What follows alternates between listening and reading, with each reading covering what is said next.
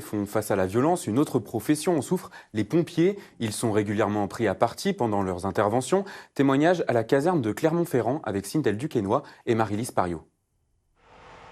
9 heures du matin, les pompiers partent pour la deuxième fois de la journée en intervention. Un homme aurait reçu un coup de barre de fer sur la tête au centre-ville de Clermont-Ferrand.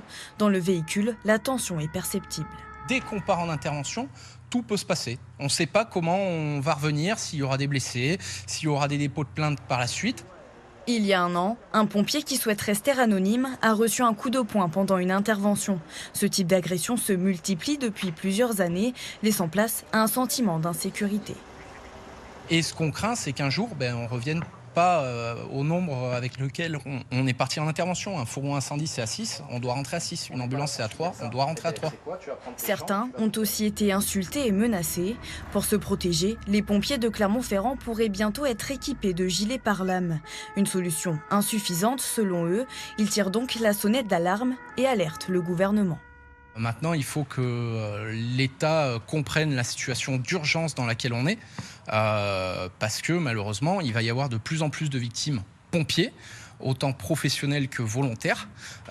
Et ça ne doit pas arriver, c'est pas possible. Nous, on veut bien aider, mais il faut aussi que derrière, on puisse apporter l'aide en étant tout en sécurité. Depuis le début de l'année, 34 soldats du feu ont été agressés dans le département du Puy-de-Dôme. C'est 10 de plus qu'il y a 5 ans à la même période. Bonsoir, colonel Rémi Vial. Bonsoir. Vous êtes directeur départemental adjoint du SDIS 63. On vient d'entendre ces témoignages. Les agressions font-elles partie maintenant de votre quotidien? Je pense d'abord qu'il faut évoquer le fait que le Puy-de-Dôme est un département qui était peu touché par ce type d'agression envers les sapeurs-pompiers, et que le phénomène n'est pas contextuel au Puy-de-Dôme, mais le phénomène il est national. Donc forcément, cette violence sur la voie publique ou à domicile, les pompiers, vous l'avez vu, interviennent dans des contextes de plus en plus tendus, et la violence peut se retourner contre eux, mais ce n'est pas typique au Puy-de-Dôme, c'est un phénomène qui est national. Monsieur Mathurin, vous entendez aujourd'hui la détresse des pompiers? Oui, avec Madame le procureur et le président du conseil d'administration du SDIS, nous avons réuni il y a quelques semaines les représentants des pompiers avec leur direction pour leur faire part de toute notre préoccupation et notre mobilisation. Les gendarmes et les policiers se sont organisés pour recueillir les plaintes des pompiers avec une démarche, bien sûr, particulière. Donc je demande aux pompiers, chaque fois qu'il y a une agression, totalement intolérable, ce sont des personnels en tenue, et donc ils représentent une autorité, de porter plainte. Et donc il y a un engagement pour qu'il y ait un suivi par l'autorité judiciaire, et moi-même j'y serai particulièrement impliqué, et je ferai un article 40 systématiquement auprès de l'autorité judiciaire pour que les pompiers qui portent secours à nos populations puissent avoir un soutien total. Colonel, est-ce que cela décourage certains de vos collègues ou de futurs pompiers volontaires?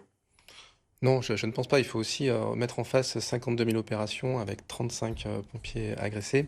Mais une agression, c'est l'agression de trop, monsieur le préfet vient de l'évoquer. Et c'est une tolérance zéro. Et je crois que monsieur le préfet vient de le rappeler.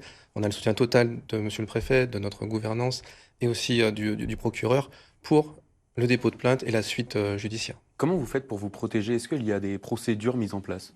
Alors, il y a déjà des procédures qui sont mises en place, bien évidemment, avec la gendarmerie nationale, la police nationale. Il y a un protocole d'intervention pour nous protéger. Dès l'appel, quand on détecte une situation qui peut être conflictuelle, les pompiers et les policiers se rejoignent avant l'opération pour arriver ensemble sur le lieu de l'opération. Ensuite, si je peux me permettre, nous accompagnons nos agents.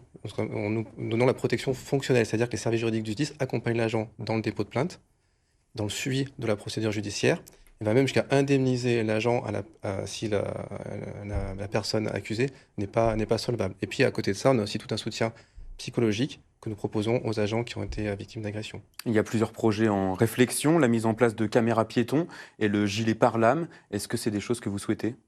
Effectivement, le directeur départemental, contrôleur général Glasion, il y a quelques mois, a demandé qu'un groupe de travail réfléchisse pour anticiper et protéger encore mieux nos collègues sur opération.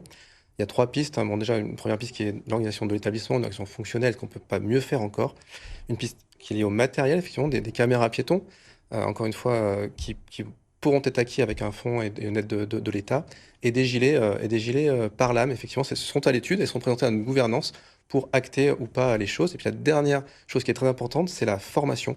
La formation, vous savez, chez les pompiers, on se forme beaucoup, et quand il y a un risque qui est émergent, on forme les sapeurs-pompiers à ce risque, et on va former nos collègues à réagir au mieux face au risque d'agression. Merci beaucoup, colonel, d'avoir été notre invité. Merci, monsieur le préfet. Et dans le reste de l'actualité avec les fortes chaleurs,